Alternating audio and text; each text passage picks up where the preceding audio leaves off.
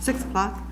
And like I said, it's a briefing session. Typically, we discuss items for calendar or meetings we've been at as far as advisory boards, any announcements, future topics and such. It's very informal. No action necessarily takes place, but we do try to get caught up with each other since this is the only time we can actually talk to each other.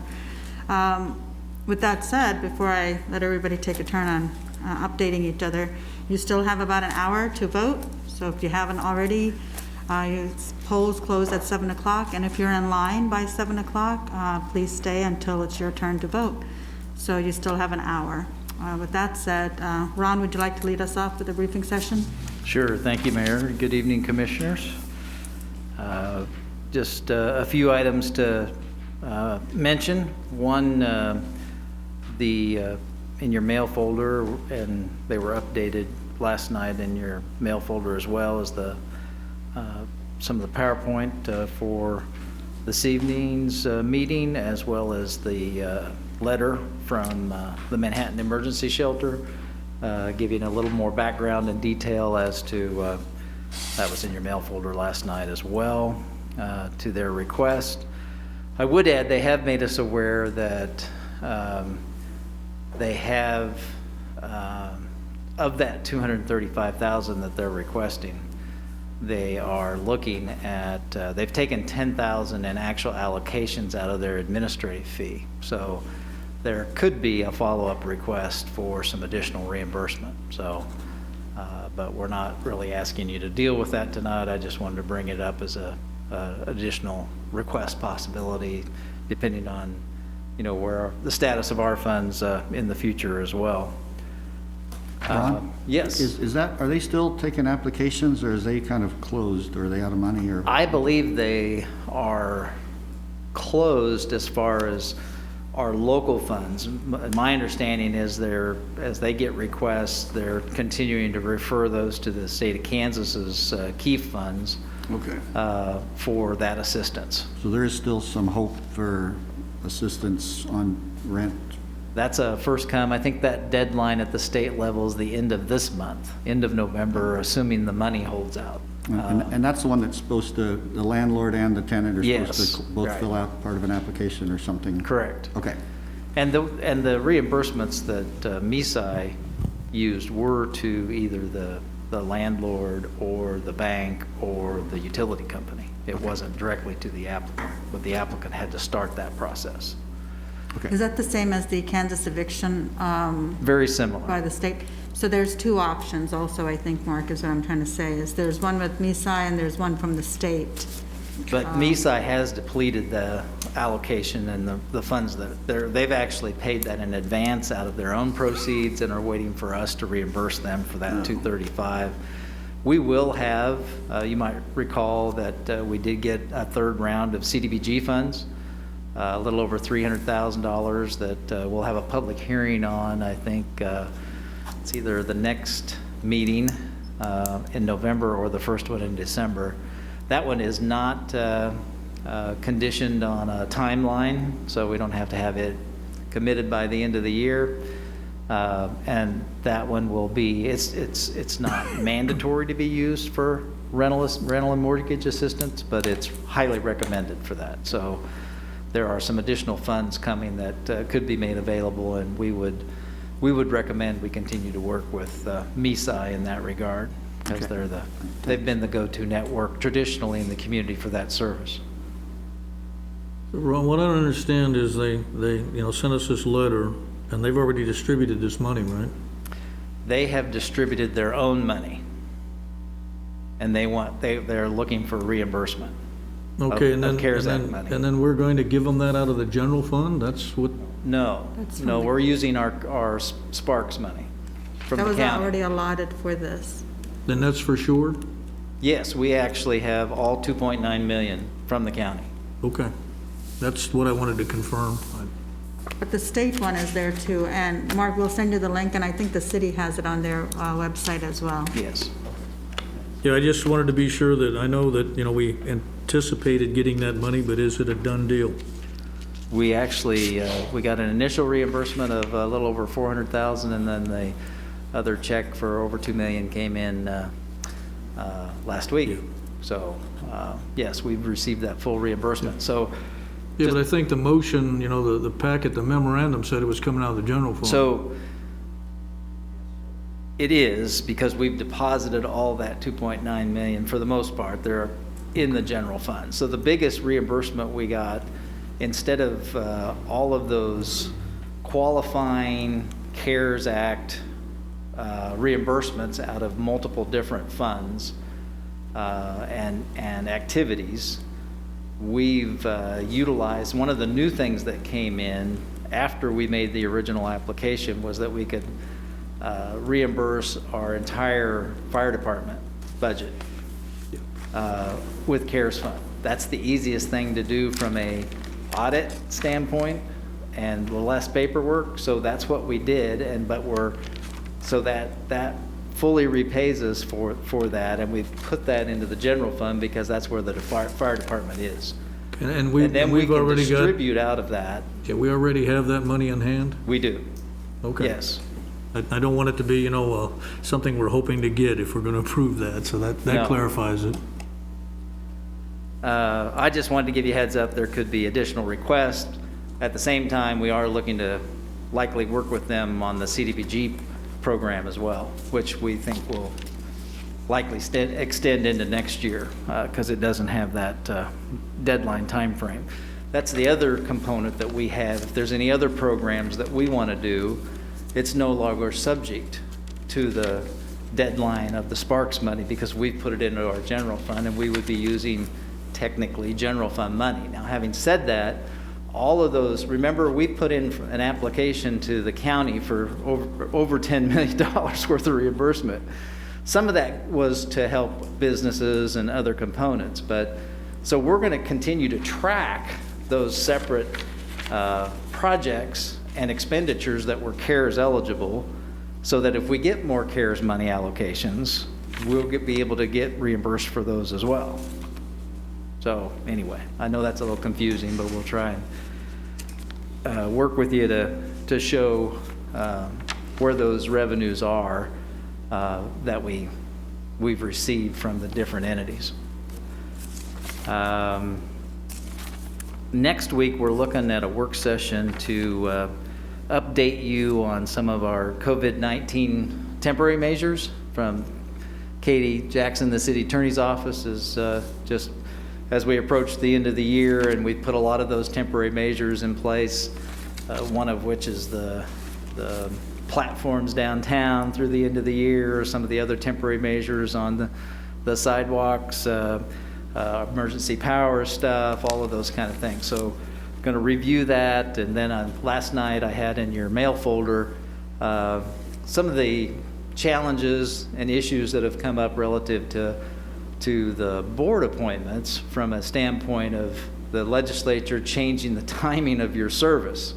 So we've always we've never really had a situation for the mayor is at the end of the year with a new mayor coming on in January. So, and we've had these practices that we've observed, but we haven't really got a formal policy. So we want to visit with you about, we think it'd be good for all of us, administration and the commission together to kind of formalize some of those policies in place, so to give directions now and in the future. So we want to work with you on that a little bit as well. Wanted to find out if, right now we don't have a work session scheduled on November 24th, so that's the Tuesday before Thanksgiving. We wanted to see if you were all going to be here. If you were, by that time, we anticipate having made a recommendation to you for a consultant for the strategic plan, and we would like to work with you to kind of talk about some of the scope relative to that before we bring that finalized contract to you for approval. But if you're not going to be here, we can work it in later. I want you all to be here if we're going to do that, so. We'll be here. I'll be here. I'll be here. I'll be here. Okay, well, if you're not, again, I just wanted to check. That was a date that was potentially open. It's something we can fit into other aspects. So that's the reason I wanted to bring it up today, because I didn't want to do it unless we were all going to be here. I can't remember, is K-State got class that Monday and Tuesday, or is?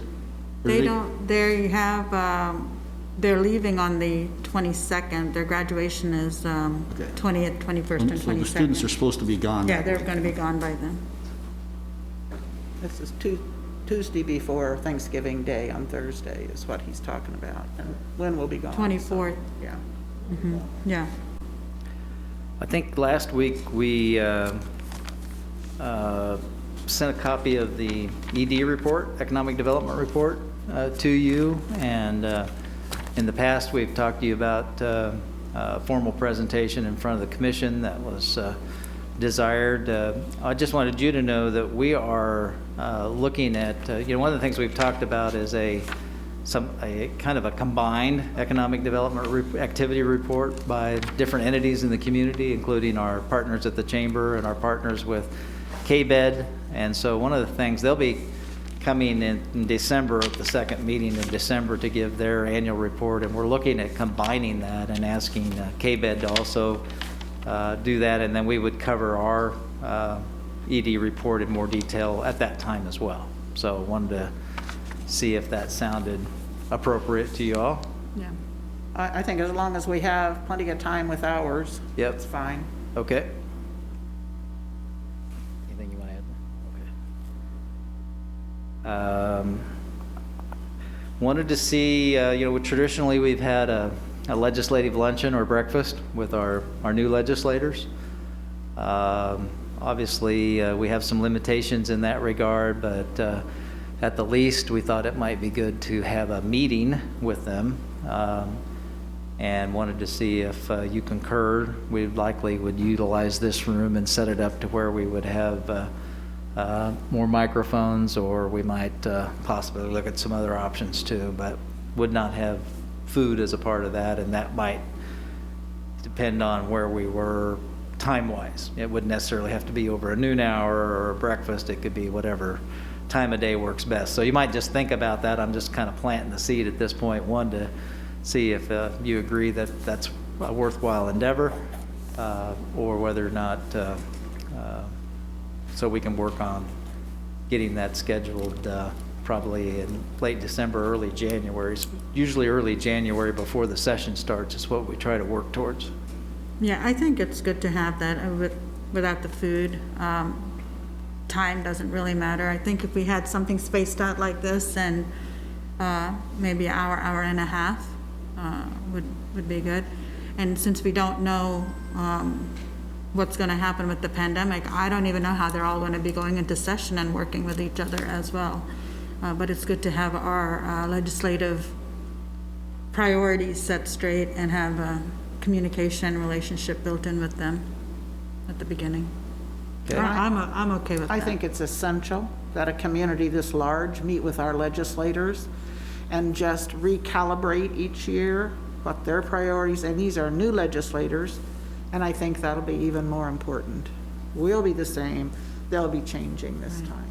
Sure, and I think we could seat them at these side tables, I agree. and then staff could sit in the chairs, and I could present, or others could present from the podium, and we would have to Zoom it as well, because it would be a meeting that had attendance qualified, so we'd have to broadcast it as well to stick with that policy. We've notified the community before and hardly anyone comes. Right. So with no food, I would expect that it'll be, that not many people will attend either.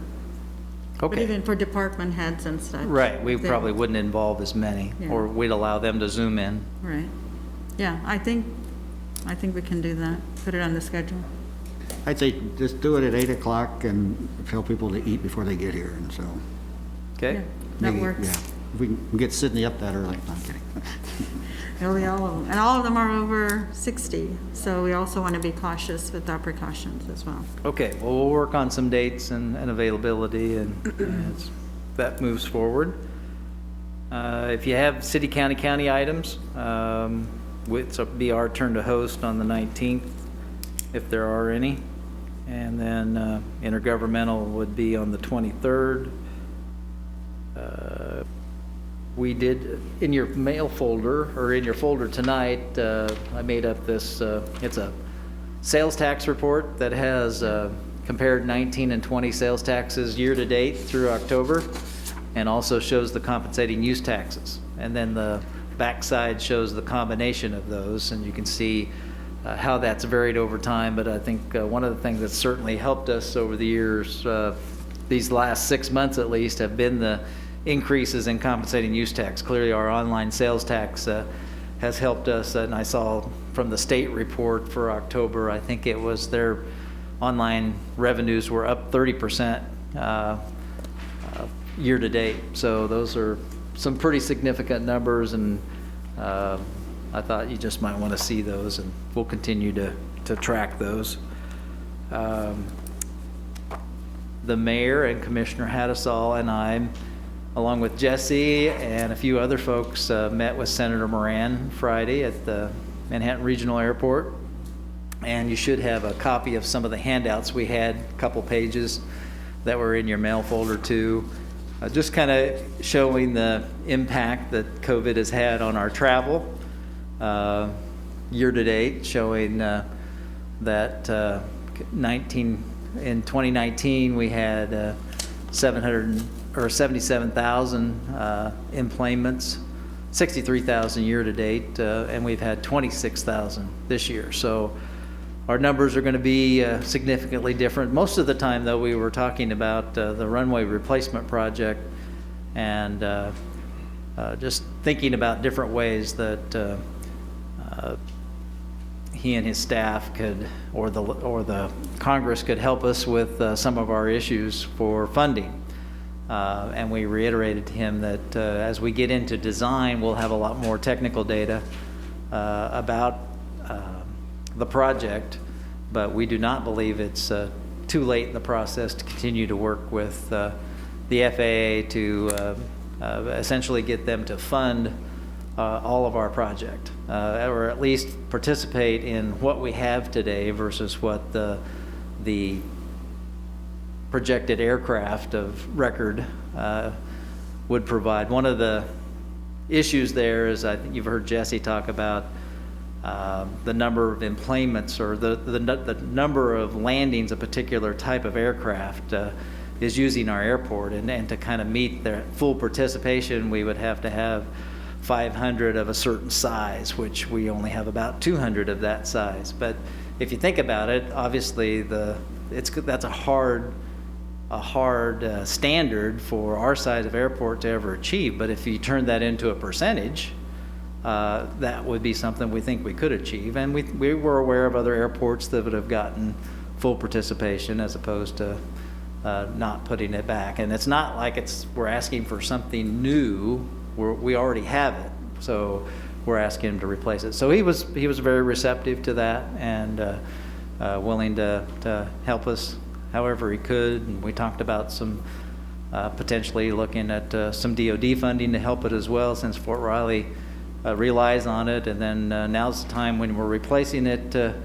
Right now, at certain times of the year, those C-17s are restricted from weight. So at about 60 to 70% capacity is what they have to work through. So if we add a little more depth, they could do it at 100% capacity. So if we have a BRAC checklist, then we don't want to see any diminished services, maybe even better services than what we have today. So, but at least holding what we have as an important factor. So he agreed with that, and we talked about working with the new leadership at Fort Riley to make sure that they were aware of that. And we certainly have a good history of, we have the military ramps were built with military funding and our joint use facilities. So it was a good meeting, and we appreciated him taking the time to meet with us. I just want to add a couple of things, and I'll let Mark also. It was just a few of us, maybe 9 or 10 of us, and I think Jesse did an excellent job of presenting our needs, and not only for the next couple of years, but for a 20-year plan and where we see some of this going. So we are building to the future and not just for the present. And that's going to be a costly endeavor, and how we are in competition with other airports at the same time. And we did talk about some COVID-related issues. So it's always good to have your senator visit and have that personal communication. Since we didn't have AUSA and since we didn't have the NLC this time, it's good to have that in-person contact instead of working through James Kelly. He does an excellent job, or phone calls. So we do appreciate him visiting with us. And it's always good to have that, like I said, personal communication with our legislators. Did you want to add anything, Mark? Okay. That's all I had, Mayor. Thank you, Ron. Jason? All right. Tammy? Okay. Jared? Only thing I'd like to add is in your Monday mail folder, there was a transmittal memo from me regarding Link's request to increase their operating hours from 7 a.m. to 10 p.m. to 7 a.m. to 11 p.m. I know we talked about that at a briefing session about a month ago. Commissioners were looking for more data and feedback and conversation with Link. We had a good session with our ITGA group, which included Mayor Reddy, Commissioner Morris, administration from K-State, as well as RCPD and some K-State students. RCPD was okay with letting them try out, extending that time to 11 p.m., and K-State has approved that as well. So we had planned to move forward with allowing them to test that out, and you know, with the understanding too that they would keep us in the loop on how that's going, and ridership, and keeping communication with RCPD, of course, to see if there's any changes in ridership or anything like that. But wanted to let you know. Yeah, I think that was a good conversation we had. Certainly a lot more information, and we'll see what to do with that. I think in the Aggieville area, we were concerned about speed and such, right? So I don't know if they were going to control any of that. But yeah. How much did we get from their usage to date? So in the first month, which was a half month in August, there was quite a bit of ridership just within that first 15 days. It was about 20,000 rides, which was good. And of course, it was a new program, so a lot of folks were riding. September was a really good month. There were 30,000 rides, just under. I think it was about 28,000. October saw a dip because of newness of the program. Also, it's getting pretty cold, so they actually kind of saw the fluctuation as the weather dipped. So there was about 18,000 rides here in October. So give or take, you're looking at about $15,000 in revenue share.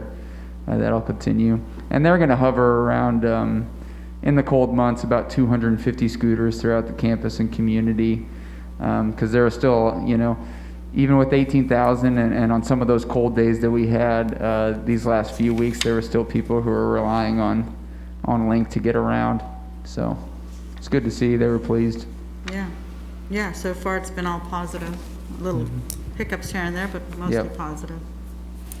Anything else, Jared? That is it. Thank you. Thank you. Dennis? Good evening, Dennis Marstall, Assistant City Manager. Two things. Wanted to make sure clear about the KEP, the Kansas Eviction Prevention Program. That is the program that MESI, the emergency shelter, is directing all their clients to now, unless there is some qualifiers that would be in some of the limited CDBG funds they have, but also the other social service agencies in town. They're all in tune to this program, and this is the primary vehicle they're driving all those in need to this program. I also want to highlight from the MESI letter that you got in your mail packet on Monday is that program, they were able to serve some with mortgages. The KEP program is just for rent and has to be with the landlord. And so there's a little bit different definitions between these programs. But all that information is online through the KEP program if people want to get some more information, and we do have it on our city website and other places. The other thing I wanted to highlight is that on Thursday, the Manhattan Area Recovery Task Force will be meeting again. It will be on the city website and Zoom and Facebook Live at 2 p.m.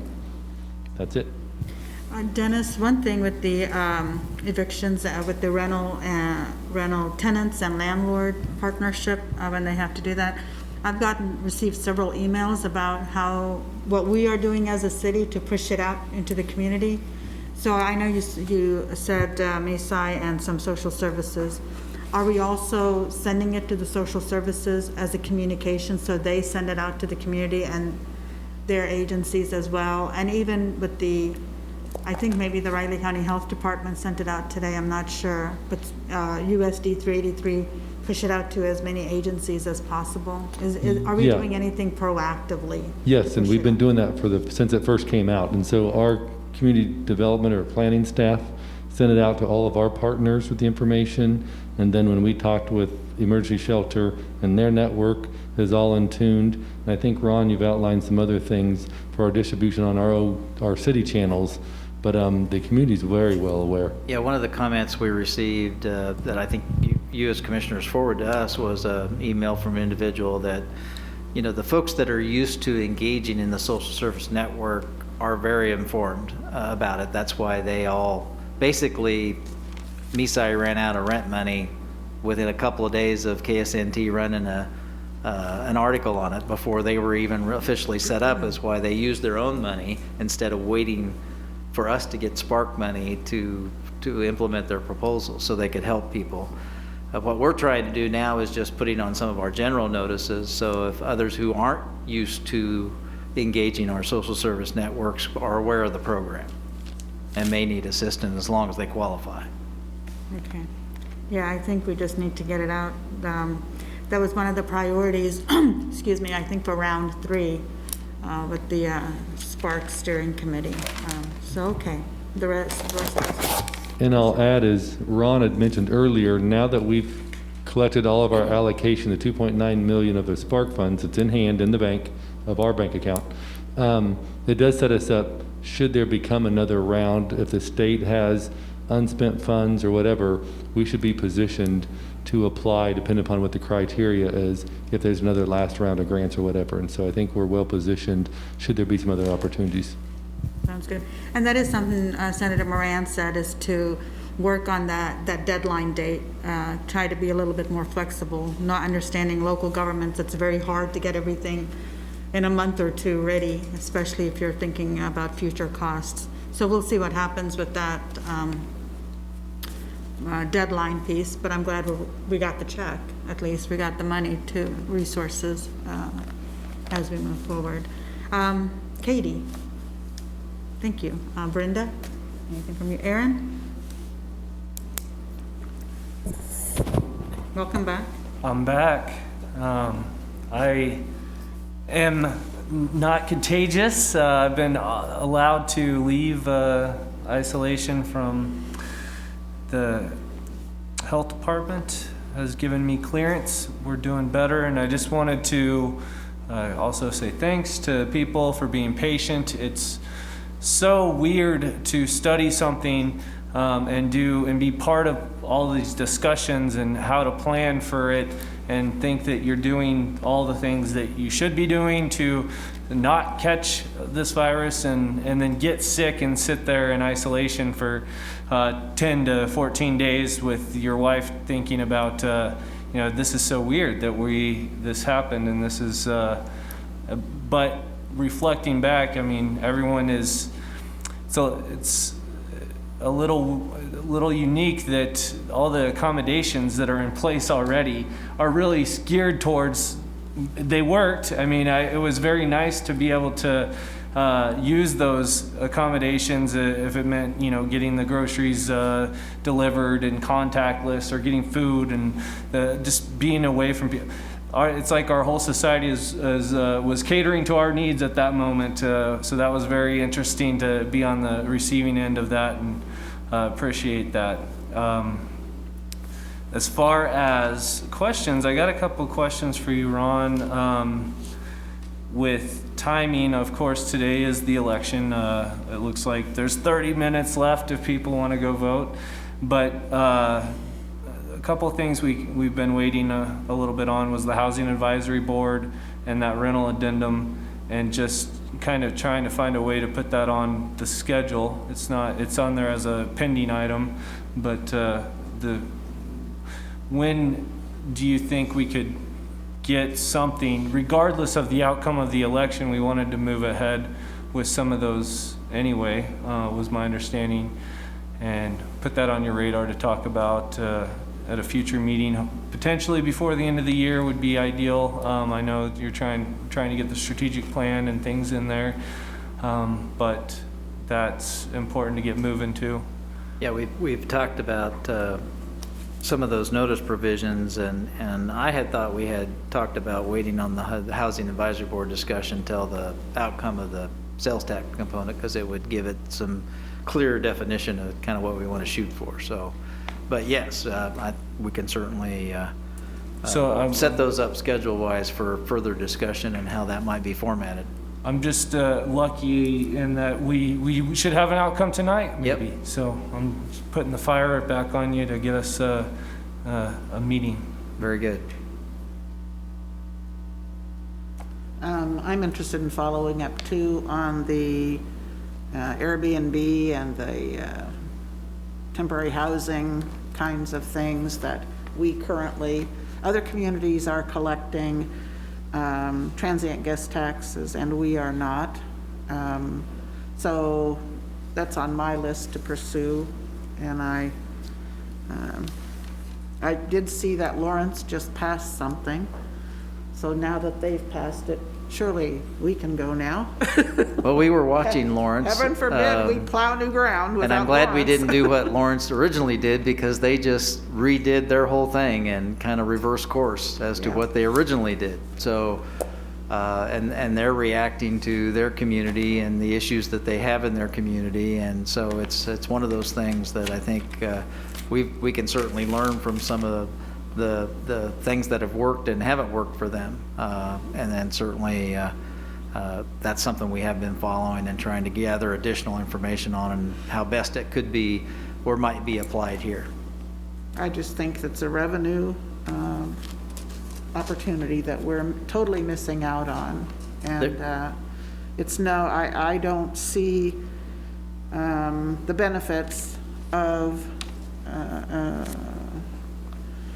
a proprietor not having to charge transient guest tax, because it's in a residential area, but even in an apartment complex, that's happening. So, and our hotels have to charge it. So there's just this uneven playing field is how I look at it. Anyway, I wanted to bring to your attention that Evergy is running big ads in the newspapers, Topeka and Manhattan. I've seen them multiple, probably 6 or 8 times.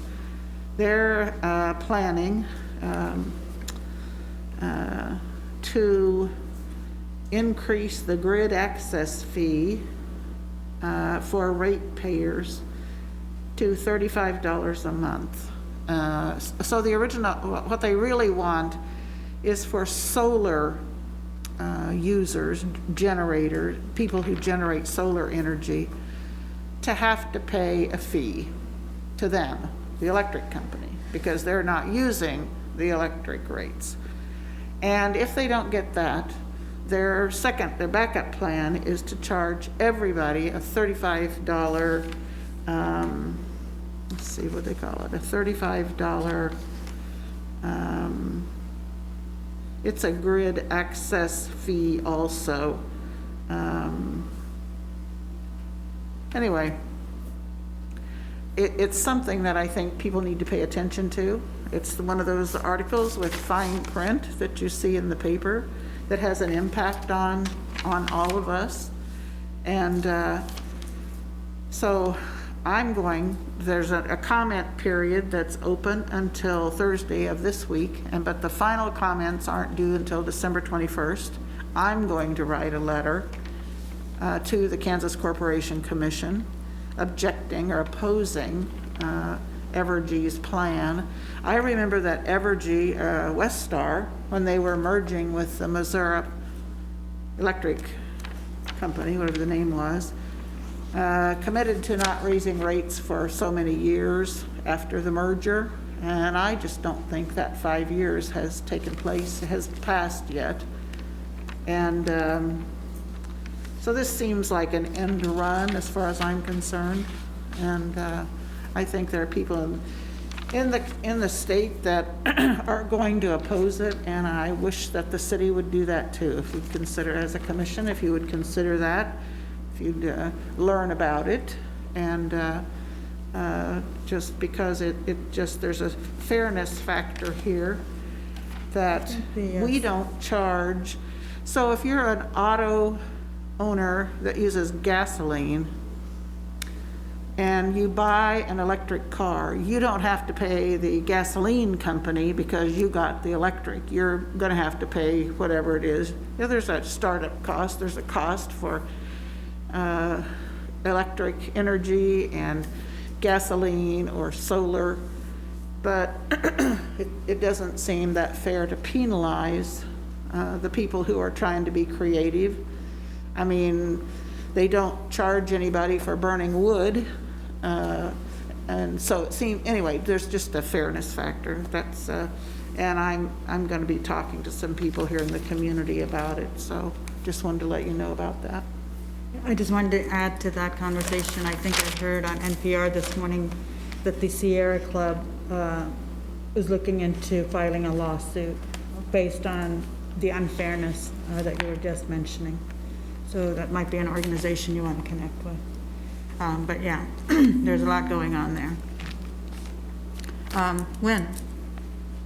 Yeah, I'll just comment on that. I don't want to see the city get involved in anything with Evergy on that, because there's more to it than that. The real issue there is that you've got people with putting solar on their houses, charging the excess energy goes to Evergy. They're supposed to pay for it, but the homeowner does not pay for any of the infrastructure. None of those power lines or anything. So it's not something that is as simple as it looks. And just like people that buy electric cars, yeah, they don't get penalized by the gas company, but you do lose your sales tax on highways, don't you? And so everything's a little bit more complicated. You drive an electric car, you're not paying tax at the pump. That's what pays for our roads. And so I don't think the city needs to get involved at all with trying to, give opinions to companies like Evergy. But I will say with electric cars, we do put in the infrastructure for the charging stations. I think that's what we did at the Discovery Center, didn't we? The power company did. Yeah. Yeah, Evergy did. Yeah. So, either way, Mark? I don't have anything in particular other than I saw on the building permits that it looks like Schultz and the housing people are starting to move forward with that project off of Miller Ranch, that old abandoned stuff that we gave them the tax breaks for and stuff, so good. In Manhattan Area Housing Partnership. yeah, and so that's at Wild Oak Place apparently is the name of that now. Yep, there'll be 18 structures. 4 are actually under construction. They got permits to do more. But if you drive out there today, you'll see 1 almost finished and 3 at different stages of being finished. The roads are in, infrastructure's in. So yeah, they're making progress. Good. And is there a sort of a shelf life on a building permit? From the time you get it, you have to do something by X number of days or months? They can be extended, but typically they have a 6-month validation period. So they're planning on moving fairly quickly if they got a bunch of them. Yeah, they've got a lot of work going on. A lot of subs are showing up. I drove by Sunday and there was a sub in there working. So yeah, they're wanting to be pretty aggressive. Good. All right. That's really all I had. Thanks, Mark. So I've been to a few of the meetings that were mentioned already. The ITGA group met last Friday, the International Town Gown, with the university. And we did talk about the e-scooters for quite a bit of time, updated each other on COVID and the trends. That's where they mentioned the commencement plan for November 20th through November 22nd. 2 guests per 1 student, and I think that deadline has passed and they have to reserve ahead of time. So we'll know more about those numbers. There was talk about one of the bars in Aggieville wanting to do a fake Givings Day, so we're waiting to see what's happening with that. Linda Cook is contacting them to figure out more about what they're talking about there. There is a conference survey going out for ITGA virtual conference for 2021, and in the past, Commissioner Morris has gone to 2 of them, I believe, with RCPD, Tim Haggerty, and some of the K-State leadership and their staff, as well as SGA. So we'll see. That's next year on May 24th through the 22nd. Did you want to say something? Just that the city manager's office has had people that go to, there've been a couple of us. that have Right. gone. Jared and Dennis have gone in the past as well. So we'll see what happens. And they're doing that survey. I don't remember if I did the survey or not.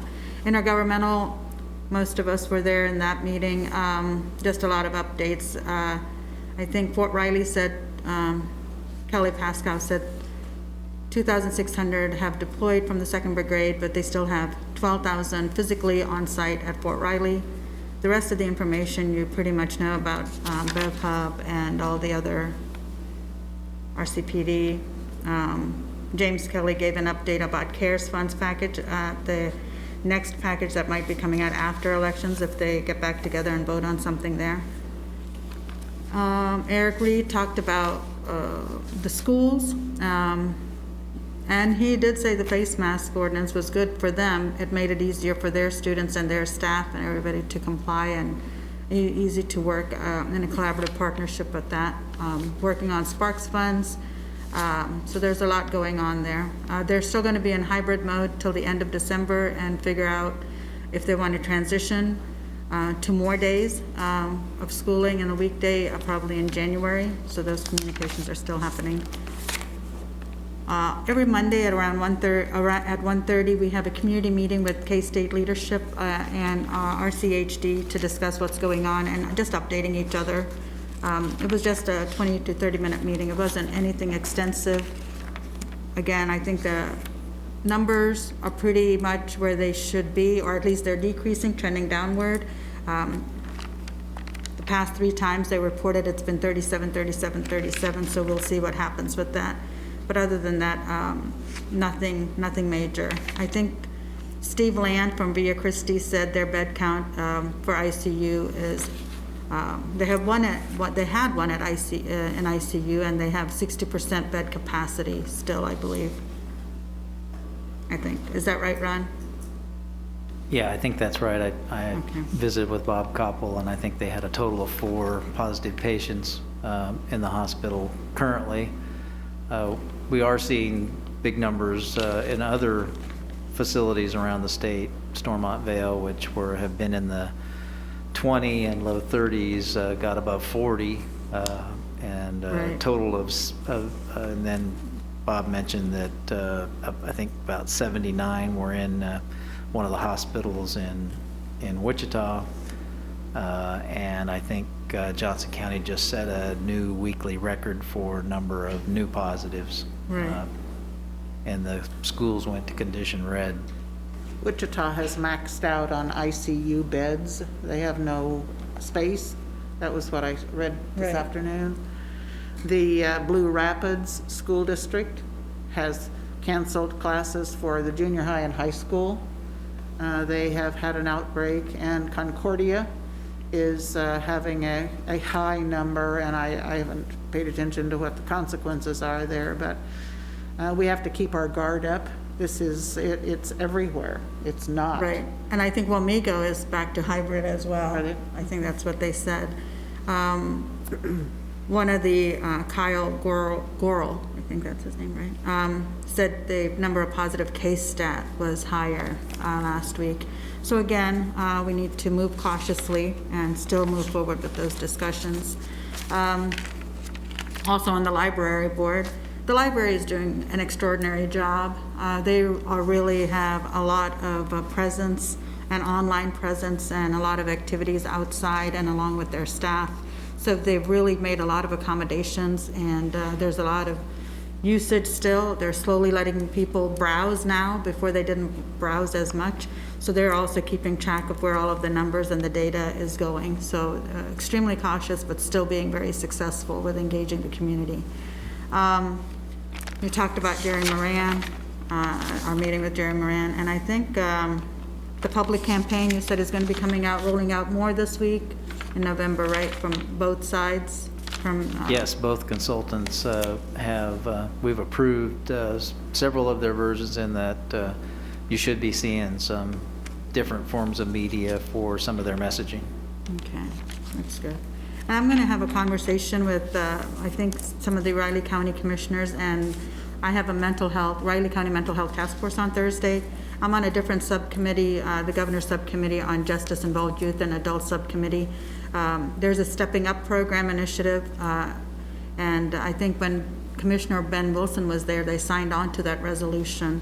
So this has a lot to do with all the mental health needs that we have in our community, also dealing with co-responders and funding sources, and how to talk to our legislators about some of those resources as well as a county, as opposed to just an isolated city. So that's something I'd like to talk about with our commissioners in the future, with our county commissioners and our CHD and Robin Cole. So I don't know, we'll do that at a different time, but just thought I'd mention what I've been up to lately. I think that's about it. You still have 10 minutes to vote. If you're at home, you can still go and vote, so. Anything else, Ron? Are we good? Construction's progressing downtown. They've still got a little bit of stormwater. We have both stormwater and water line improvements. I think most of that's been done. We are waiting on the asphalt company to get back down and do a final overlay. Construction is proceeding well on our recreation centers, and so they're doing quite well.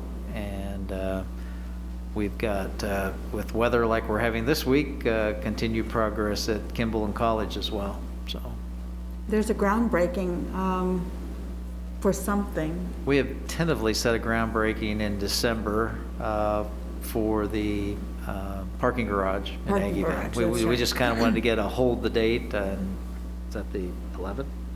December 11th. Okay, Time to be determined. yeah. Yeah. Yeah, I think that's about it. So we can take a 10-minute break if anybody needs water or anything.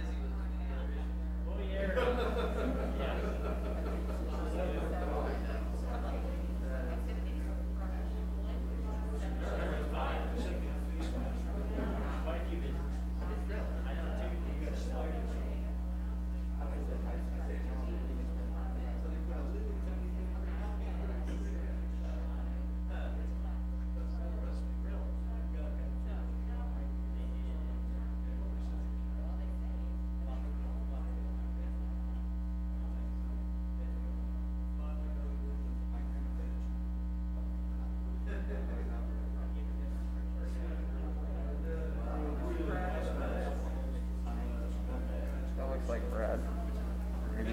Yeah, there's Brad. Yep, there they are. Hey, all.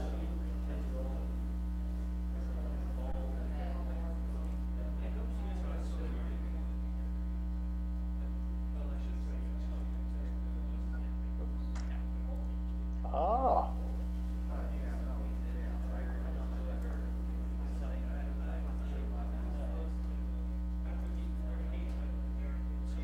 What's that?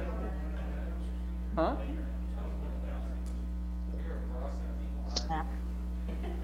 Probably, yeah.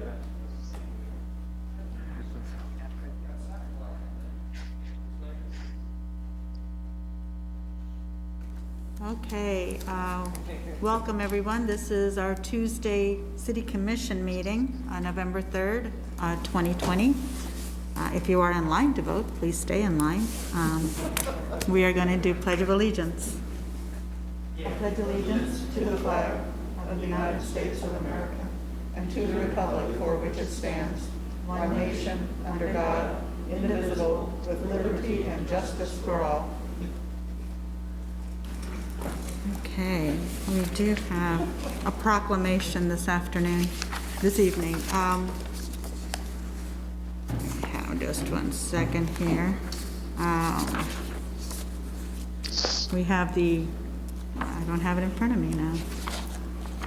The Festival of Lights proclamation, and we have, is it Brad? Is Brad Everett and Belinda Snyder on top over there on the screen with us? Hi there, Belinda. Hi, Brad. How are you all doing?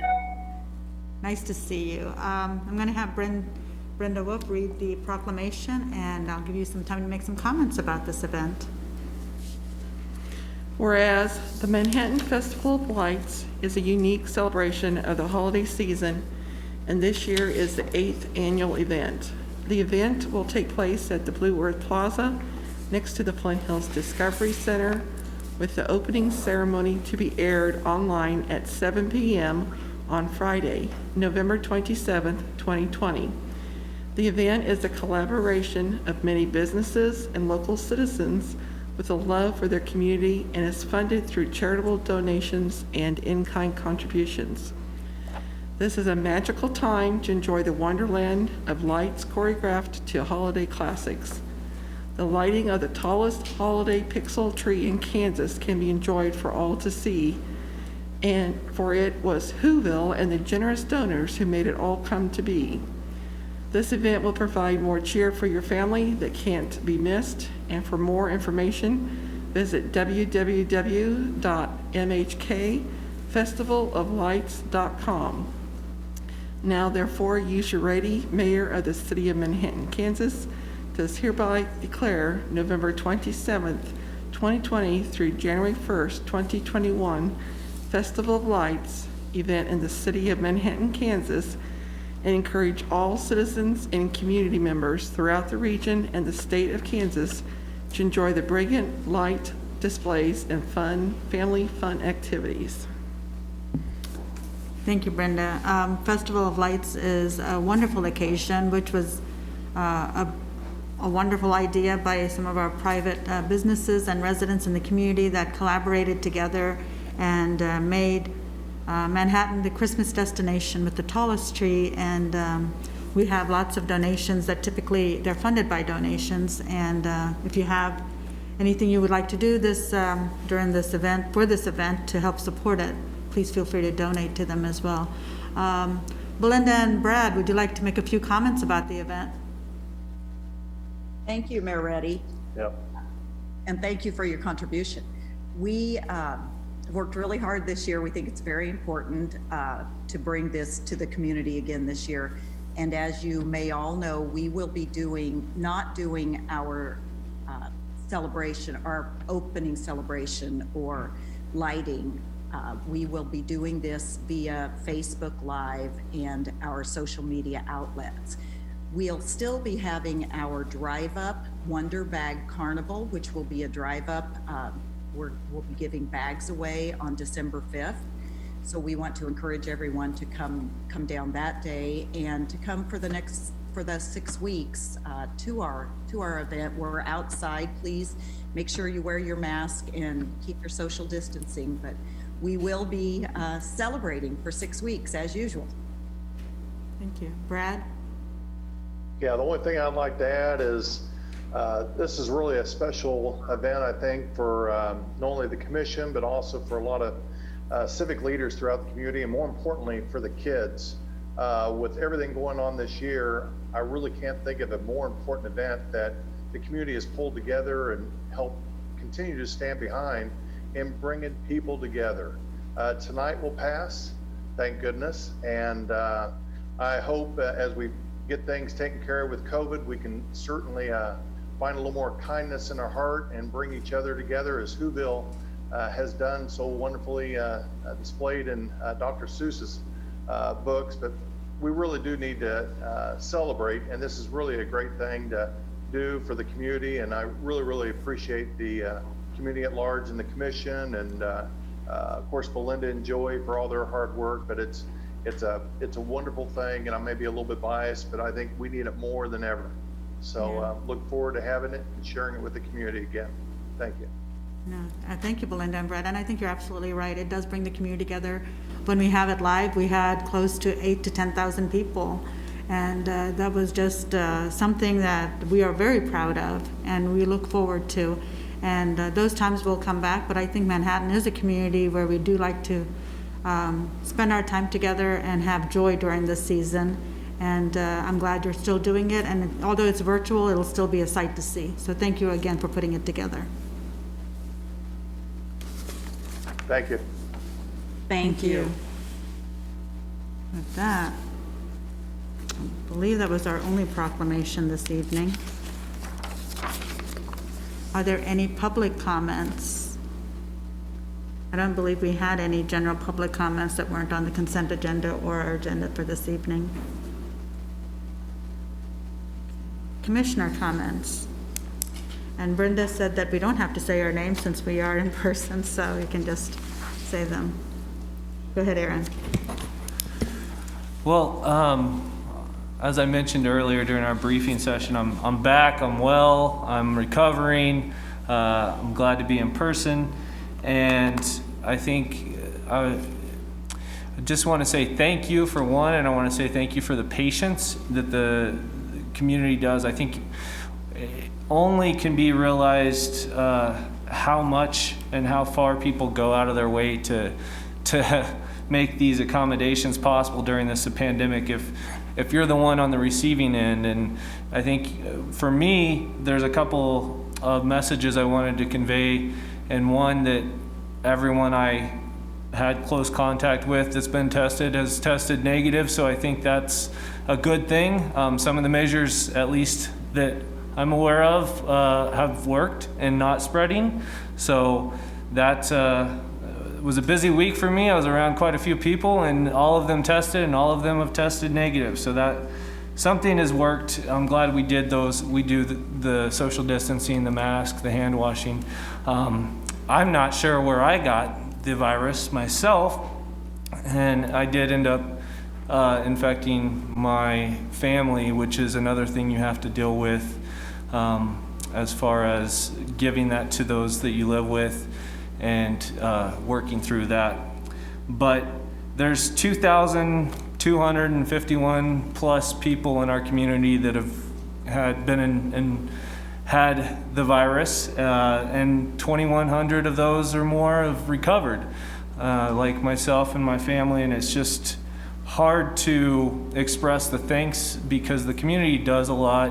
The country and the state are doing things, but you see it up close in the way that we are asking so much of people to wear their masks, to social distance, to spread out, to change the way they do business.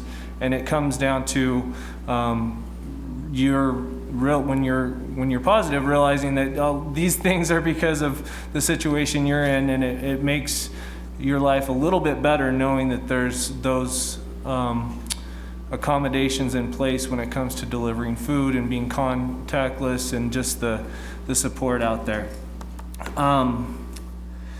The other thing I wanted to mention was that I was able to do some work from home, and in that, this was our October 30th was the Flint Hills Job Corps' 30th anniversary, and Senator Dole was there to do that 30 years ago. But there were so many people when I was going through that research that names stood out, including Commissioner Hattasol was on the program back then when it was first being rolled out, and Commissioner Morris and our city manager, Ron Fuhrer, I think came up in many of those news articles of working with the Job Corps, and it's just been 30 years, so I wanted to make sure that was noted. To me, looking back through, it's amazing of all the things that entity has been involved with, but it's so rarely at the front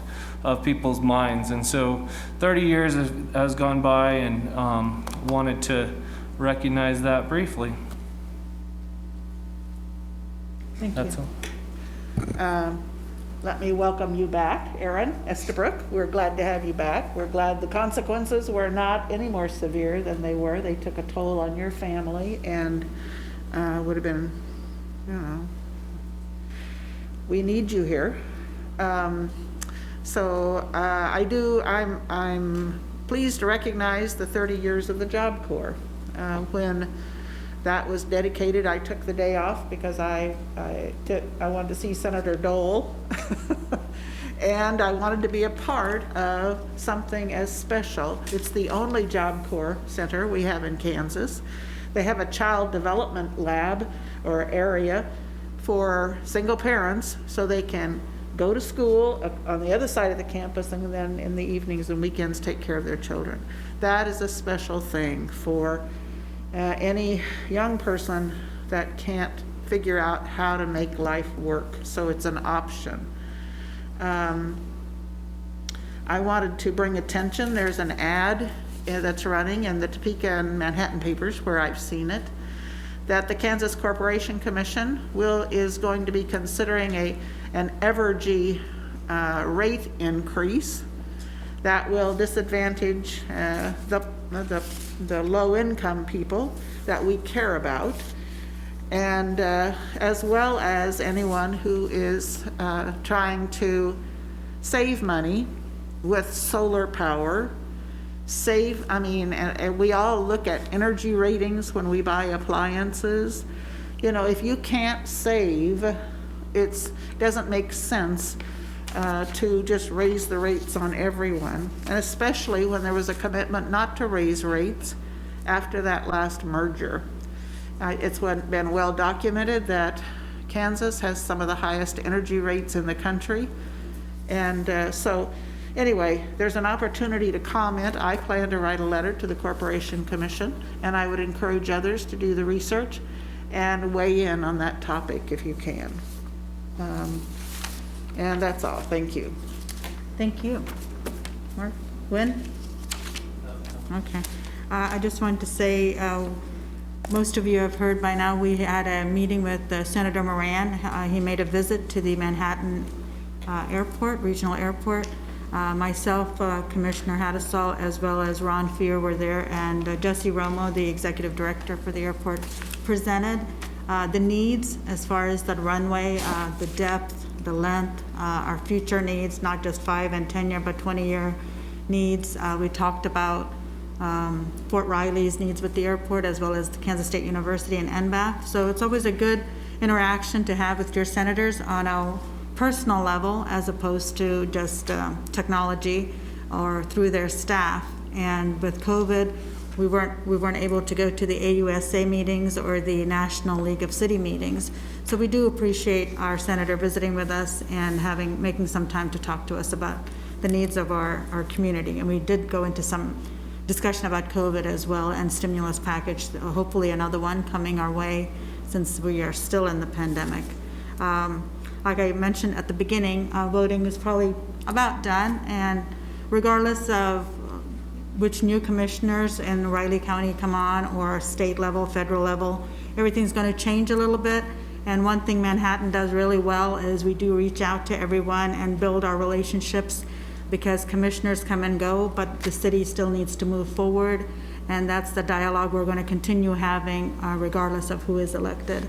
And I think we do that really well. So, and I'm proud of the way the elections are going in our community. I think Rich Vargo does a terrific job with training poll workers and making sure we have everything up to date and everything that is needed is accounted for. So with that said, we'll move on to our commission meeting. Oh, did you have something to say? Okay, with that, our consent agenda. The items on the consent agenda are those of a routine and housekeeping nature or those items which have previously been reviewed by the City Commission. A commissioner may request an item be moved to the end of the general agenda. Does the commission have any questions or comments on any of the consent agenda items this evening? Go ahead. Mayor, I think it was interesting to have City Manager Ron Fear discuss at our briefing session the Manhattan Emergency Shelter request. And if he'd give us 3 or 4 sentences on that just for the benefit of the public, and then I'd be glad to make a motion. Sure, thank you, Commissioners. As part of the consent agenda, the Manhattan Emergency Shelter Incorporated is making a request for reimbursement of funds through our CARES and Spark funds that we've received. They have helped community members with rental assistance to forego eviction, and also some mortgage assistance and some utility payments. And they jumped on that pretty quickly. It's something that we've worked with them in the past on a regular basis on a much smaller scale. So they have good experience with that, and they had their own funds available to help meet that need. And so versus waiting for funding to be approved by the different governing bodies, they went ahead and made that funding expenditure, and now are asking to be reimbursed for $235,000 for that program. They've worked through that program to ensure that the individuals have qualified for the funds, and that actually the expenditures have gone to either the landlord or the mortgage holder or the utility company, and who have also agreed to various terms based on that particular client. So I think it's a good program. There could be some more. As we anticipate, we'll have some CDBG funds, but we're recommending reimbursement for MESI as requested. Thank you. Yeah. I did want to add, just to add on to what you were saying, I forgot to mention that we did receive the $2.9 million funding from the CARES Act, from the Sparks Steering Committee, allotted to the city from Riley County. So with that, we were able to do some of these, such as the MESI one with the rent, as well as the disinfectant garage piece of it, and even I think was there anything else on the consent agenda that was related to those CARES funds or Spark money that? Not at this time, there's not, Okay. no. So I just wanted to bring that up. Any other comments or questions? If not, we'll take a motion. You want to put a public hearing here? Oh, sorry. Maybe. Is there anybody from the public who would like to comment on the consent agenda? I believe we may have received one comment, right, about MESI. Seeing none, I'm going to close public comment. Mayor, I move that the commission approve the consent agenda as distributed. Second. Okay, Brenda, please call the roll. Mayor Reddy, Yes. Commissioner Butler, Yes. Commissioner Morse, Yes. Commissioner Hennesall, Yes. Commissioner Estabrook. Yes. Motion carries 5-0. Great. We have one item on the general agenda. It's to consider approving ordinance number 7509, amending ordinance number 7104, and the final development plan for Track 1 of Lot 7, Abbott's Landing Commercial PUD. And Chad Bunger, the Assistant Director of Community Development, will be presenting this evening, or maybe Jason. Oh, okay, maybe Chad. Thank you, Mayor. Good evening, Commissioner. This is Chad Bunger, Assistant Director for Community Development with the city. Hopefully you can hear me, and I'm going to share my slide, and please let me know if you cannot see that. All is good. Good, very good, thank you. So I'll provide the summary of the staff report for this planned unit development amendment in Abbott's Landing.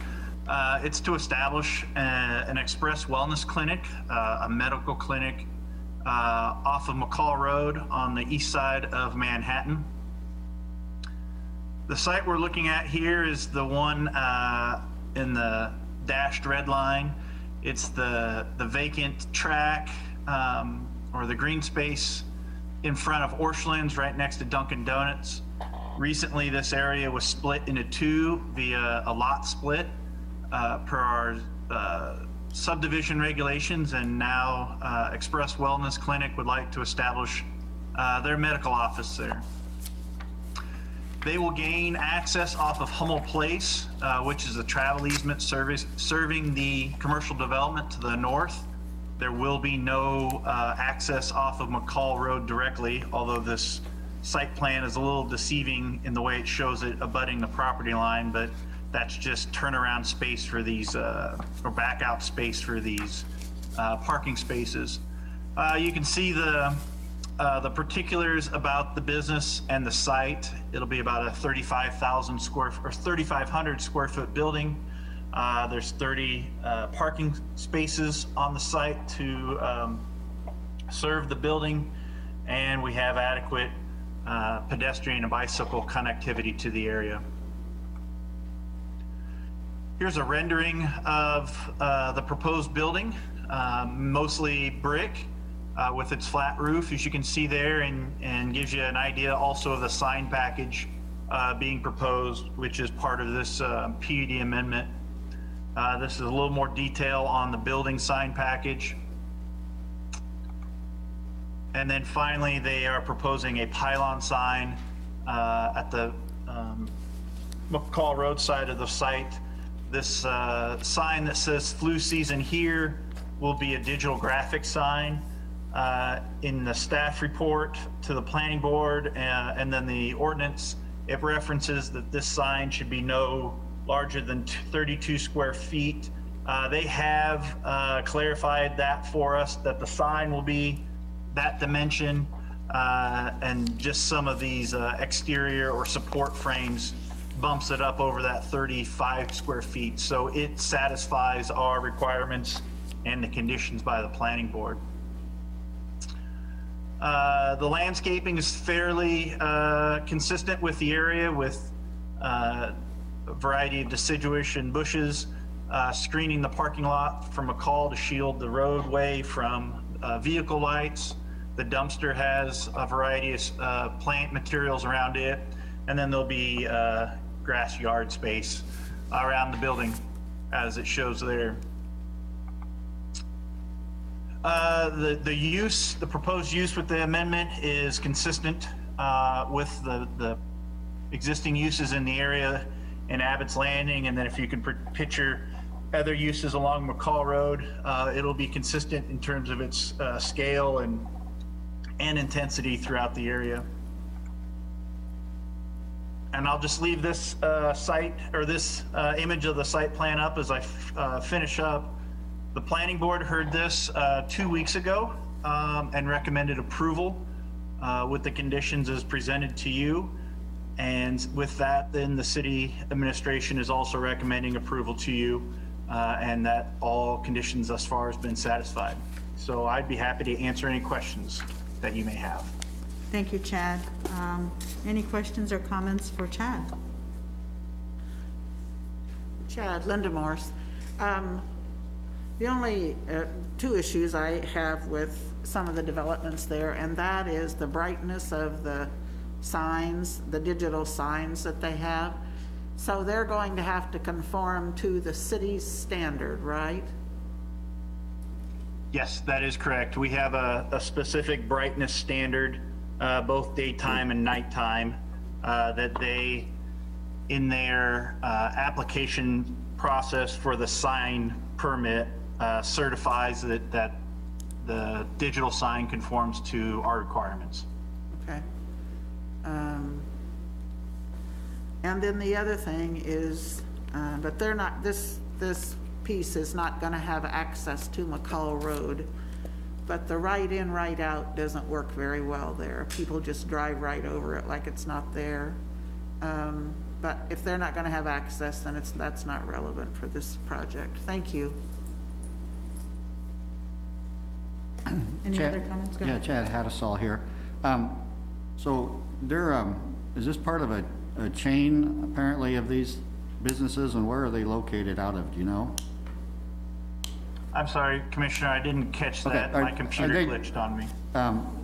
The Express Wellness Clinics, they must be a chain or a franchise of sorts. Are they headquartered anywhere close by, or are they out of, do you know where they're from, or if they've got a local contact people, or is it mostly just out-of-towners coming in as part of a franchise medical facility? Truthfully, we don't dive that deep into those kind of issues with these PUD amendments, and so I do not know what the structure of the business is, be it a franchise or where they're headquartered out of. We have not traditionally dove that deep into those elements of a development. Okay, that's fine. Well, it's a free country still, so I guess if they want to do it, they can, so thanks. I think one of the questions that came up in conversations with other folks was K-Stat is across the street. Why do we need another urgent center of this kind? And oftentimes on the city commission, we get questions, do we need another coffee shop? Do we need another grocery store? Do we need another hotel? A pizza place? But we are in the job of zoning or PUDs in this instance and making sure they're in compliance with our ordinances, and not so much about the business itself, as long as they're in the appropriate business district, not about how many of those similar ones they have. So that has come up, I think. But I don't see any issues with this one. I did look through the planning board's recommendations as well, and maybe, I think this can work on that side of town. Any other questions or comments? I don't believe we received anything. Nope, there was no public comments via email. Is there any public comment here this evening? Seeing no one in the audience, I'm going to assume that's a no. So I'm going to close public comments and open it up for a motion. Mayor, I move that the City Commission approve ordinance number 7509, amending ordinance number 7104, and the final development plan of the Express Wellness Clinic in the Abbott's Landing Commercial Planned Unit Development, generally located in the northeast of the intersection of McCall Road and Alvin's Place, based on the findings in the staff report, with 3 conditions of approval and the recommendation of the Urban Area Planning Board. Thank you.